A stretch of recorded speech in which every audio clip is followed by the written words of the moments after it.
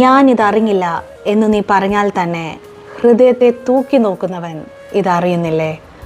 സുഭാഷിതങ്ങളുടെ പുസ്തകം 24-ാം അധ്യായം 12-ാമത്തെ വാക്യമാണിത്. ഹൃദയത്തിൻ്റെ ഭാഷ അറിയുന്നവനാണ് ദൈവം. പ്രാർത്ഥന എന്നുള്ളത് നമ്മുടെ ഹൃദയം ദൈവത്തിന് മുൻപിൽ തുറക്കുന്നതാണ്. മനുഷ്യൻ ബാഹ്യരൂപത്തിൽ ശ്രദ്ധിക്കുന്നു, ദൈവമാകട്ടെ ഹൃദയഭാവത്തിലും. എപ്പോഴും ദൈവം നമ്മുടെ ഹൃദയത്തിലേക്കാണ് നോക്കുന്നത്. മറ്റാരെയുംകാൾ നന്നായി നമ്മുടെ ഹൃദയം വായിച്ചെടുക്കാനും ആത്മാവിനെ വായിച്ചെടുക്കാനും അവിടത്തേക്ക് സാധിക്കും. കാരണം നമ്മളെ സൃഷ്ടിച്ചത് അവിടുന്നാണ്.